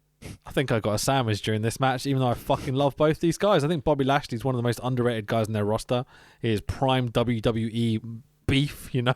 He really is. I still want to Aleister see Black. Lashley and Lesnar. Yeah, I think absolutely. there's a money match there. Me too, man. Definitely. That's a quick way to get Bobby Lashley over as a star as well. And that feud would be mainstream great. attention, because they'd look at Bobby Lashley and just go, what is that creature sculpted from the best muscle and stone? Absolutely. And Aleister Black seems the obvious person to take the Undertaker's spot in the long run. But we've seen him as Tommy End have some fucking barn burners. Like the Ciampa Haskins match for Progress. Oh. It was beautiful. So what all these people are capable of, including Lana as well, she's fucking great in that role. She really is. She could have been, had they not cocked it up with the Ziggler-Rusev feud, she could have, had she turned face, been the new Sunny. Yeah. Just have Lana and Rusev come out in a tank every single match. They'd be over. Absolutely. Sing the Russian national anthem, you know, get Koloff out occasionally. It'd be fucking perfect. Back to Ali Black quickly before we move on. Yeah. Had they not had him lose in the gauntlet match to AJ and still been undefeated on TV since his debut in singles action, I think that would have really helped him, because it went a whole year and people didn't notice it, that he'd been undefeated for a whole year. And I know it's difficult to keep undefeated streaks going in modern WWE 50-50 booking, but as you said with Charlotte Flair, this is how we build stars. And the right person won this match, and Ali Black, once we get back to normal, the normal realms of the world, and obviously his dear wife is doing fantastic things with her new trio at the moment. I always liked Zelina Vega. Sure. But, as you said, throwaway match, but at least we got a finish. Yeah, exactly. So it tried to further the storyline with Lana costing him. Say again. And it sort of furthered the storyline with Lana interfering, knocking around, being blamed, planting the seeds. Yeah, I'm assuming that's what they're going. I honestly haven't watched Raw or SmackDown after WrestleMania, so I've been so fucking busy. Do your job properly. Yeah, no, I know. I meant to watch it for my living now, and So Otis versus Dolph Ziggler, and probably the best told story coming into WrestleMania, and what a brilliant, fun, silly payoff. I loved it. The match was dog shit. I think Otis is terrible, but just the story put this over for me. I hated this. I know I got to know the story coming in, obviously through watching the shows the week before WrestleMania, and then the video package before this match was fucking brilliant. Never let it be said that you don't need to watch Raw. You just need to watch the video packages for these pay-per-views, and you should buy in. Because as I watched this, I was like, I'm really into this. And after listening to Otis on Corey Graves' podcast, I was listening driving back from training one evening, and I thought, he's just such a likeable lad. I really like him. As he kept on referring to Tucker as me and Tucky. I was like, aww. I mean, they made me care about something I did not care about. Bravo, well done, bloody brilliant, guys. 8 minutes, did everything you wanted WrestleMania to be. The good guys win. He gets the girl. He gets the kiss at the end. They ride off into the sunset. Giving fucking chunks brilliant. like us as wrestling fans hope. Anything else you want to say on this match? I mean, it's just classic, isn't it? It's pro wrestling through and through. WWE Relationship Booking 101. There is hope for Macho and Liz after all. This is the future. What I do sense, though, is probably, and I'll just say this with, I don't know for fact, I don't think that Otis and Mandy Rose are a real-life couple. Oh, God, I hope they are. It'd be so lovely if they were. She actually fell in love with him through the storyline. God, that would be a good story. And I'd like, please, life, make it happen. And I'd like Sonya Deville to turn Dolph Ziggler into a lesbian. Oh, I'm in. Oh, considering that my kind of wrestling. Yeah, fucking A. So, next up, we have Edge, the returning Edge, defeating Randy Orton in a last man standing match that went 2 million hours. It is amazing what AEW sniffing around you can remarkably get you cleared suddenly for competing in WWE. It happened to Dragon, and now it's happened to Edge. That 24 thing they did with Edge was really, really good. Highly recommend it. It's on the network. Go check it out. All those 24s are brilliant, but this Edge one was really, really insightful. Okay. Talk to me about the match. Yeah. So there's a controversial moment quite early on. The Benoit hanging moment? Yeah. I was uneasy. I think... I know it sounds silly, but just I'd recently watched both parts of... Yeah, I just watched that documentary too, and I was like... Ooh, that's uncomfortable the second they did it. Yeah, considering that Dragon got fired for strangling Justin Roberts with a tie, and they've essentially recreated the Benoit death. The suicide bit, at least, yeah. Yeah, it turned me off this match. In all seriousness, I haven't been back to watch this match. As you said, it went, for me, a bit too long. For a brawler and a tour around the PC. 15 minutes in, these words came out of my lips. All right, lads, roll up. 1, 2, 3, let's go. But who's going to tell them? They still had 20 minutes after that, for fuck's sake. It went way too long. Who's going to tell returning Edge and Randy Orton to do what they can do? And also, it meant that they didn't have to have 3 more filler matches. The thing is, I think Randy Orton is criminally underrated. I think he had a terrible run of it with the kind of the white vanilla giant kind of era of WWE. Edge is obviously included in that, but had all the stuff preceding it in the early days of TLCs and etc. etc. He will always have the Brood entrance, so he's always good to me. Sure. I've never been an Edge fan. I know people don't like that because a lot of people like Edge. I never really got it. He's an all right promo. It looks all right. It does kind of pretty generic hand gesture and, has an entrance theme that people like. It's rock music. I like Alter Bridge. Yeah, sure. The main thing that Edge has done for me, in my mind, was led to the I've got 2 words for you. Matt freaking Hardy at ECW One Night Stand, and Edge spitting out his beer. That was quite good fun. Cashing in at New Year's Revolution.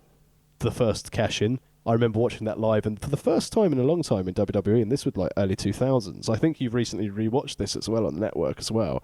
Just seeing that cash in, I was like, oh my fucking God, he's going to do it. And I think prior to Punk at Money in the Bank, that was the last time watching a live show I was like, oh, as in WWE style, I was like, oh my God, this is incredible. I did not see this coming. Yeah. Do you know what Edge is for me?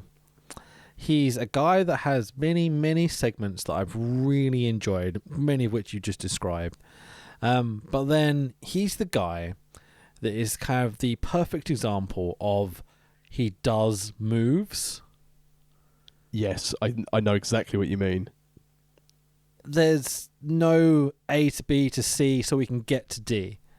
It's just we've got to do half an hour of punching each other so I can hit my spear and I can pin you. Who else do you think? Because, again, we don't know the ins and outs, but all the online chatter is he's got a 3-year contract and he's got to do 3 matches a year. Who else can you envisage Edge working with and having a decent feud with? God. See, there's probably guys that can flip around him, like an AJ, for example. That would work if you could somehow keep AJ heel upon a return, which I think you're going to struggle with. It's AJ Styles, for fuck's sake. Looking down the list, guys like Drew McIntyre, maybe. Yeah, but then... But again, this is me reaching, Exactly. At least Orton and Edge had an element of a backstory, and now Orton's already taken out Beth Phoenix, so you've already got the wife thing done out of the way. I thought the story was very good and had clippable moments and, quotables and such. Yeah, but then the problem is, who else they got? Yeah, exactly. They're not going to let him go in with Brock, and Brock probably wouldn't have any interest in 2 part-timers working. No, Brock would fucking murder him as well. Yeah, exactly. Like, literally. He would accidentally drop him on his head. It would happen. So... I don't understand that other than he might go to AEW, I don't understand why a 3-year deal. Yeah, seems odd. You would have thought they'd put him on one of the deals like the Legends thing where you can do whatever he wants, we'll just pay you. It's Edge, Yeah. he's earned it, And I don't like that Hall of Famers are active on the roster. I think you should get your Hall of Fame bit once you're done. Oh, that's what Coco Beware did. They have a purpose, I think companies like New Japan do their veterans, their Hall of Famers very, very well. They use them to help train the younger guys, get them over. They still put them on TV, even though they blatantly shouldn't be on TV. But it's a matter of respect and honouring people that have come before you and everything.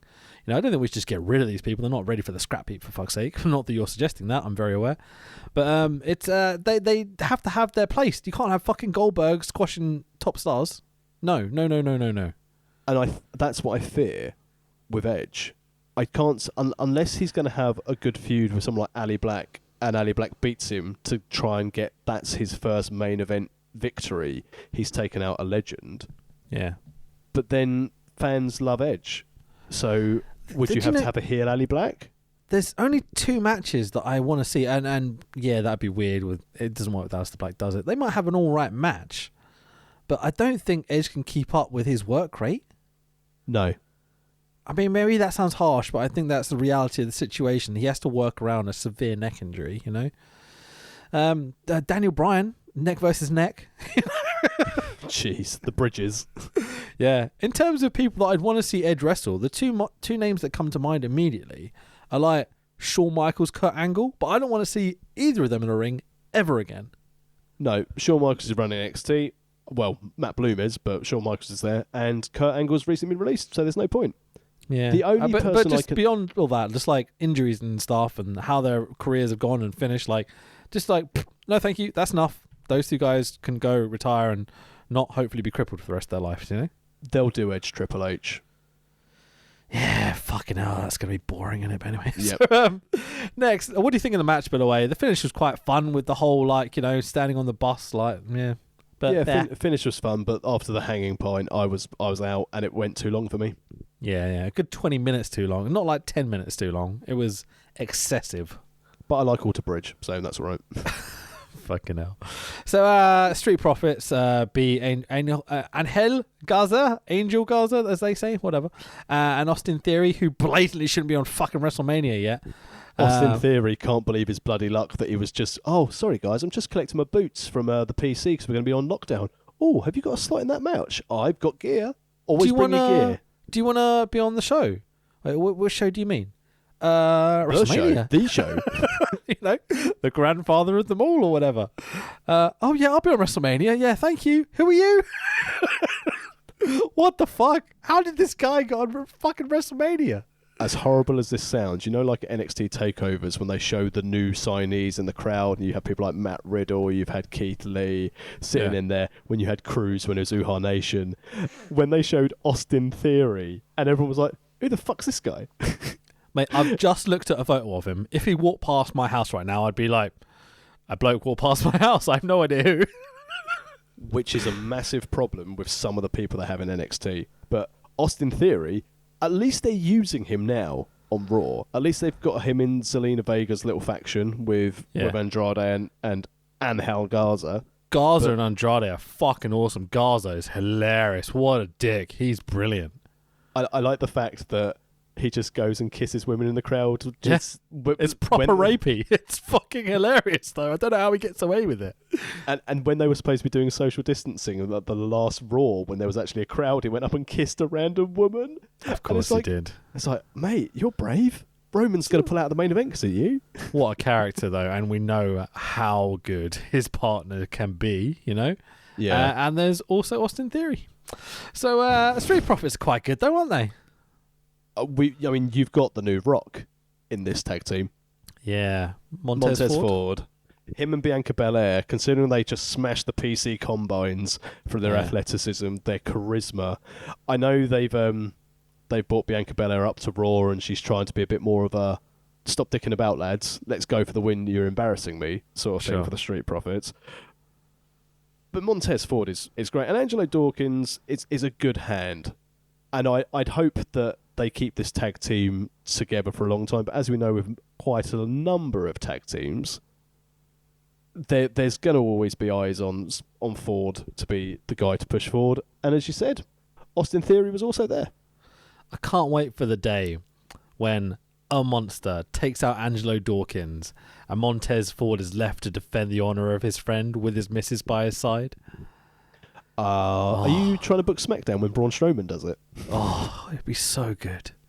Think about Montez Ford and Braun Strowman for the World Heavyweight Championship, and book Montez Ford like a strong guy that has the chance. He has the potential, you know. And have him cut promos constantly on Braun, and have Braun go, "Me no understand, me big giant." Well, it'd be about like to the old Shane McMahon and Big Show stories like, "Fee, fi, fo, fum. I'm 7 foot tall, but I pretty dumb." Perfect. Just have Montez Ford be himself. Oh, fucking hell. It'd be so good. When he slid in the ring after Bianca Belair and Raw the other day, I'm just like, "Oh, they're my woman. Fuck yeah." Oh, it was so funny, man. He's the Don. I love that guy. I've enjoyed some of their isolation pictures on social media where they're just both sitting in thrones. It's gangster. So we've got Bayley defending the championship. The fatal 5-way it ended up being, because who was left out? It was Dana Brooke, because she got the plague. Brooke. Yeah, that's the one. So they go 20 minutes here, and we get Tamina being eliminated first by everyone. The big what do they bundle call it? spot. That dog pile, bundle, whatever. Naomi gets eliminated by Sasha Banks. Sasha Banks then eliminated by Lacey Evans, leaving Lacey and Bayley. I had Lacey winning this match in my picks. I was convinced they were going to do it just to spite everyone.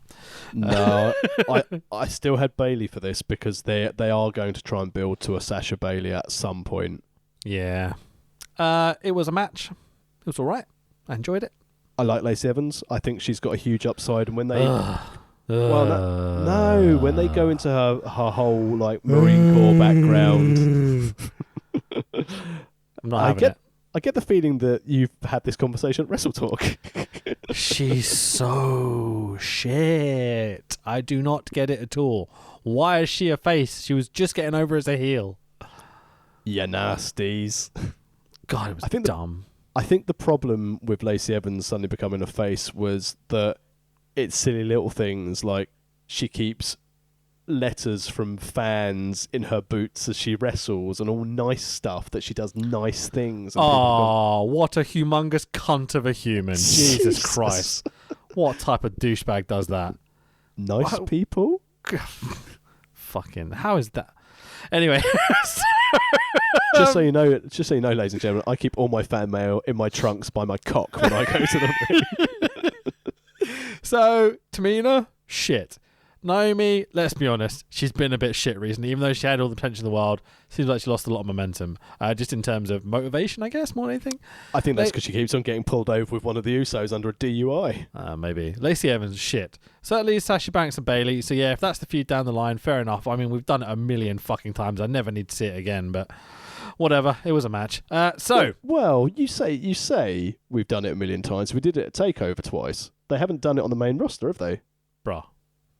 Bruh, how many matches have these two been in where one's turned on the other, or they've teased it, or the conversation they've had backstage, they've been a tag team, then they've not been a tag team, they've loved each other, then Bayley's fucking emo Bayley, and there's just endless storylines that have no logic or sense or meaning behind any of it. But post NXT. When they clip it all together, it's going to look like a Barnstormer promo pack. Yeah, I'm going to be crying at how emotional I am at the end of it. Think about how fucking good when they had their Iron Man match. Was it an Iron Man match on NXT where Bayley's in the ring with Triple H crying and Sasha, she's leaving and she's on the ramp with Steph and all the locker room and everything? Fucking hell. It was so good and they ruined it so fucking quickly. I'm glad you mentioned Steph because we didn't mention her really nice motivational intros to both shows and the fact she created women's wrestling. Yeah, absolutely. Her isolation booth, isolation pod that she was transmitting from or whatever, It's almost that makes another sense that when WWE, Vince McMahon, Triple H and Stephanie all sold off all of those shares at the tail end of last year, why the fire department and the police department pension schemes are all suing WWE. It's almost like they knew. But go on. I was going to say on a really, really serious note though, is it just me, or is Stephanie McMahon incredibly fucking hot in her latter ages? I'm very aroused. Jesus Christ, she's looking good recently. Like I've been editing a lot of videos that happen to have photos of her in it, and Jesus Christ, damn. Lucky boy. Anyway, so let's move on. So we had the Firefly Funhouse match here. It was perfectly positioned on the card right before the main event. We've talked about it a little bit, but again, genuinely, this is 6 stars for me. I think it's absolute perfection. Not taking anything too seriously, but it's cleverly written, cleverly constructed. They've also been given a shitload of freedom. They managed to have Triple H, wow, that's a slip of the tongue. Vince McMahon laughing at himself and signing off on this match. I couldn't believe it. I was just like, you got John Cena laughing at himself in a match, a segment, whatever. Like, notoriously a guy that takes himself very seriously, Well, that's the thing. He's portrayed of taking himself very, very seriously, being Big Match John. But I liked seeing the return of the SmackDown Fist. I liked seeing John Cena in his town he's visiting ring gear colours. Dude, I marked out constantly throughout these matches just for these segments. You can know that Bray, with his parents and his lineage and everything, watched everything, right? You can imagine he was a WCW guy as well. And so, when he's pitching, right, what I want you to do is come out as the NWO stuff. He's fulfilling childhood dreams here. Yeah, with his Bischoff promo in Wolfpack NWO as well. The red and black, man. Yeah. I just bought one of those shirts, so I'm very happy. Yeah. Check you out with your full-time job. It was bought for me for my birthday, I'll have you know, but it's all good. I did quite well, actually. I got 4 T-shirts from the WWE shop. It's like people almost knew me. Maybe not WWE, but they bought good ones. I got Bruiserweight, Pete Dunne, obviously. Wolfpack, red and black. Cactus Jack Classic, yellow on the front, black T-shirt. And my favourite one, which I did pick out, was the LWO shirt. Yes. And I was like, I need this in my life. Fucking hey. Murder Clown represent. I lifted a fist in the air when I said that. I can't wait till this COVID thing's lifted so we can get our Murder Clown merch. I can't wait. Fucking A. Yeah, literally. I'll put it over on the pod. Fuck it. So Murder Clown on Twitter promoted the fact that he's finally got a T-shirt made. And I instantly, I was like one of the first 5 people to message him because I get little notifications that pop up whenever he posts now. Just going, okay, will you ship internationally? I would love to have one. And then he was like, I can try, my friend. And he called me mi amigo. And I was like, oh my God, he called me my friend. like in a DM. And so basically, because of COVID and stuff, we can't do Post from Mexico, unfortunately. And when I tried to, but I bet we might be able to soon. But I can't yeah, wait. buy yourself Murder Clown merch. That guy's a fucking legend. He's probably saved the lives of all your favorite Mexican wrestlers, which there are many. And Aerostar. Hey, Aerostar's awesome. He's one of the best. In terms of he jumps off things from like 50,000 feet in the air. I'm not exaggerating. But only when Murder Clown is in the ring. I mean, go back to listen to one of our previous episodes at worldofwrestlingpodcast.com to see one of our AAA shows. It was Triplemania 27? Yeah. Where Aerostar came down from a platform from the roof of the arena and just jumped off, and Murder Clown was the only person who had the balls to catch him. There was 10 people beneath him that were all meant to dogpile and catch him at the same time. And they all dissipated. They were just Murder Clown going, I've got him, I've got him, I've got him. Imagine if he'd have missed. But he's Murder Clown. He never fucking misses. I bet Murder Clown backstage says, don't worry, lads. Don't bother trying to catch him. You'll just get in my fucking way. So it's Murder El Grande on Twitter. So give him a follow. Tell him we sent you. Buy a t-shirt because that guy's a fucking legend. World of Wrestling Podcast Hall of Famer, the first inductee. Get him to record a Ford for the pod. Oh, God. He doesn't speak English very well, so it might be a trouble. It's fine. I don't care what he says. It could be so that these guys are wankers. I'd still put it on the front of the pod. Fucking A, man. So... we've talked about the Firefly Funhouse. There's nothing really else to say at this point, is there? I think it's all been said. What was your favourite deep-seated reference of this whole thing? So there's many. I did a whole video on it. Just give me 1 second. Do you want to promote that, where people can watch that video? If you go to Wrestle Talk on YouTube and put in like 10 things, Firefly Funhouse Boneyard matches, that's the video I edited in less than a day. So enjoy my very, very speedy edits. I edit all those list videos, so there you go. I say all of them. There's a few I don't. Adam does a couple of them, and so does Laurie, and so does Simon. But I do most of them. Anyway, my favourite bit that I cannot stop thinking about and keep laughing, it's not that deep-seated, was just the Vince McMahon puppet going, that's just such good shit. I cannot express how loudly I popped. I literally shouted at my TV at like 4 a.m, what the fuck, as I was pissing myself with laughter, kicking my chair back, standing up, holding my face in shocked expression of like disbelief and joy. So I mean, that is number one on my list for me. While I'm thinking about it, have you got a moment in mind that you're thinking of? I feel like you might.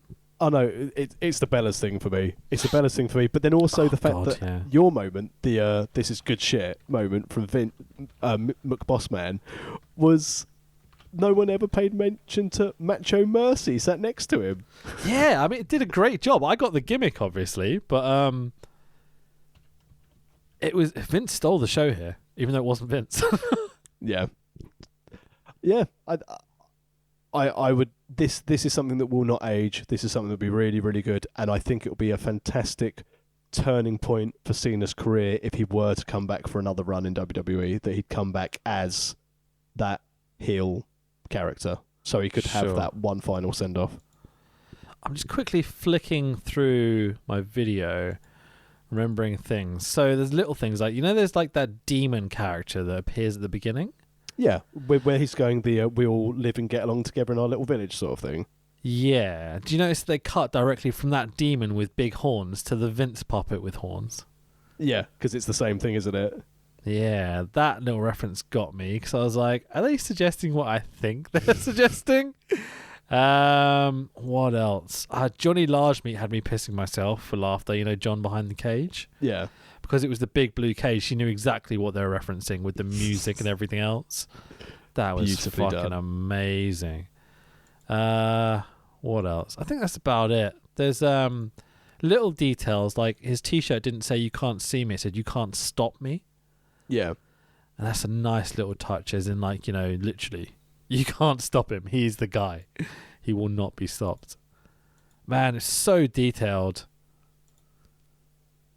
Nothing else really to say on it. It was so good. Yeah, I think that is pretty much it. I think that was very much for the wrestling fan. I tell you what, there is one thing before you just do your finale, because I feel like that's where we're going. There's one way I would have made this better. I would have had actual Kurt Angle pop up, doing the promo with Bray. So it intercuts between Bray and Angle doing that opening promo. And I would have had, get this, Cena pop up and steal the belt and run away with it so John can't get to it. Can you imagine if Punk turned up with the belt and was like, whoo, blew him a kiss as he went across the barrier? Oh my God, I would have marked so fucking hard.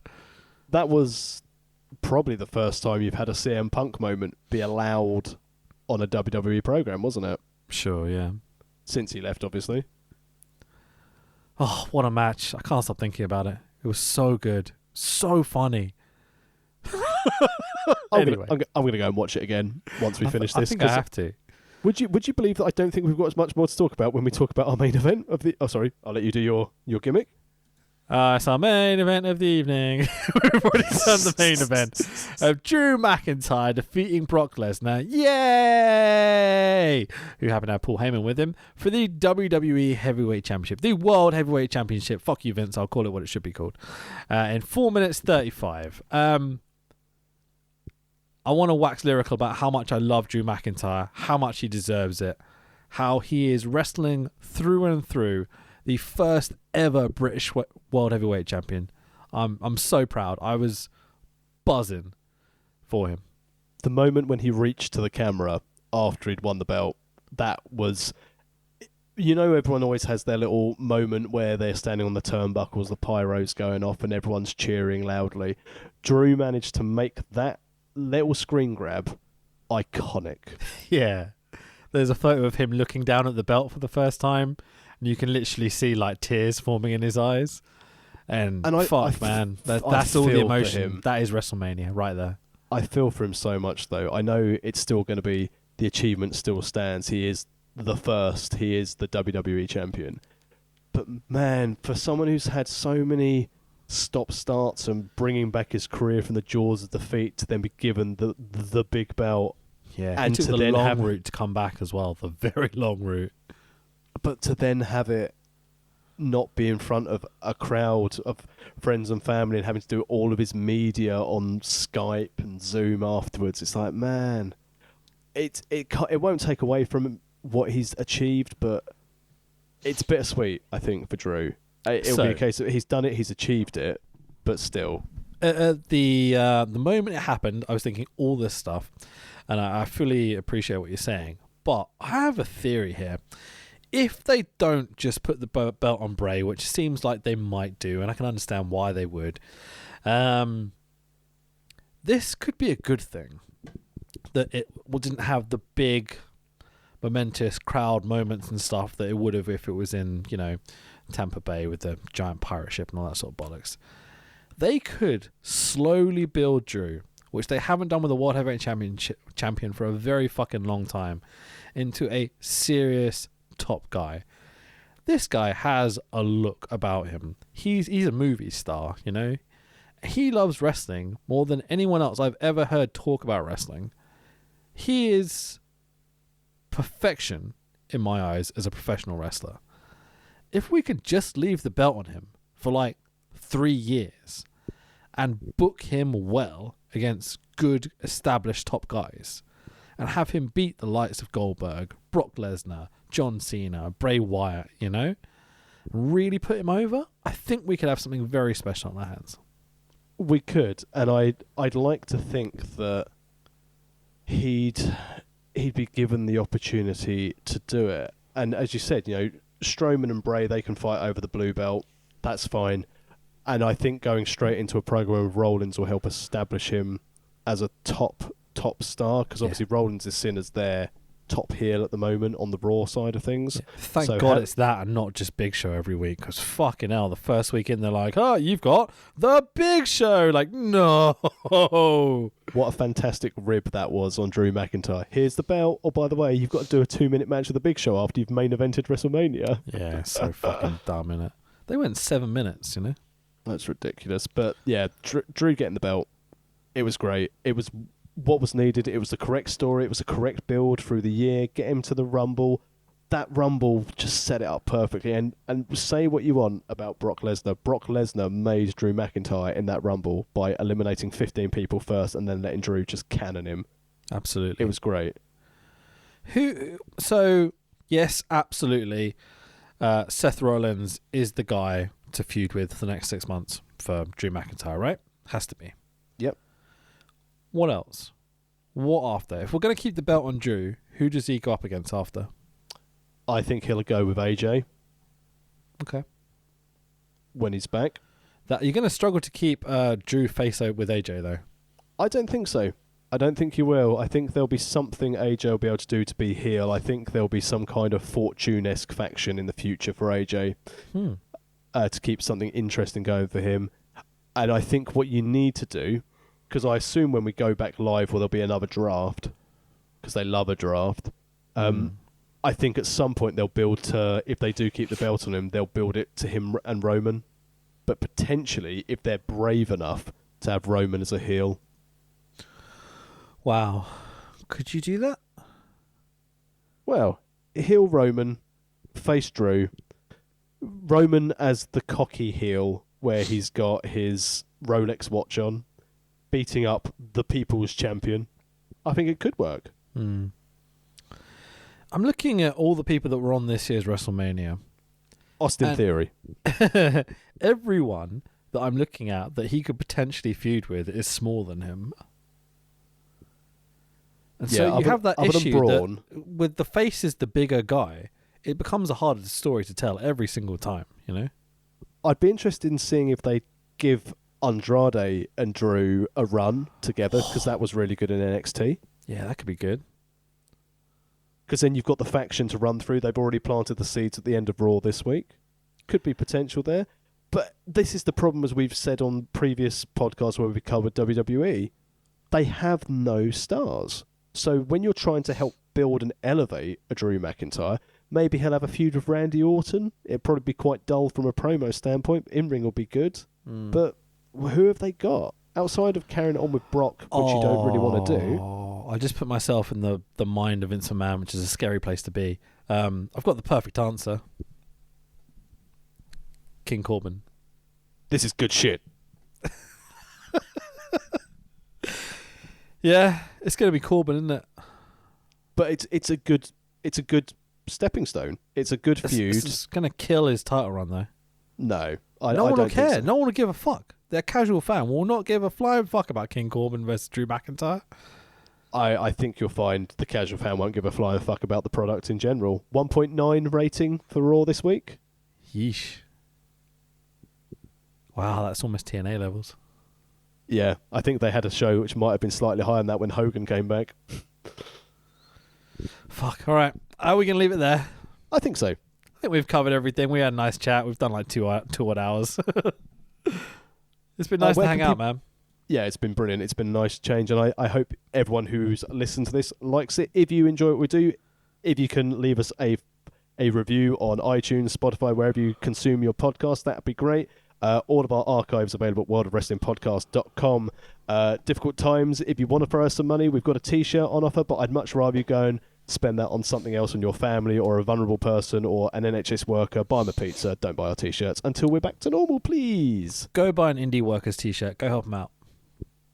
Yeah, go buy a Tex Williams T-shirt through the World of Wrestling Podcast T-shirt and fund me. We should probably get that one up, to be fair.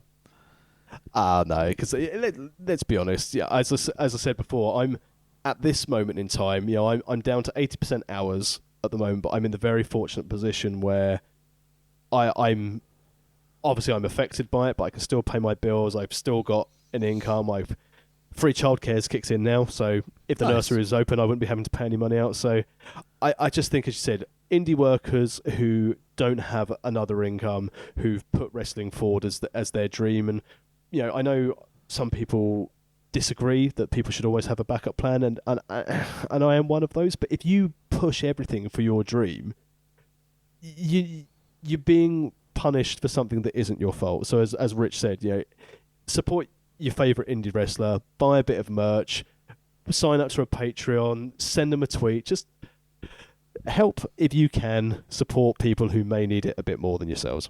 Sure. And like simple shit like being behind the scenes at Wrestle Talk, like simple stuff like hitting the thumbs up button on YouTube videos and their social medias and sharing their shit and hitting the like button. My God, you can do some simple stuff that makes a huge world of difference in people's lives.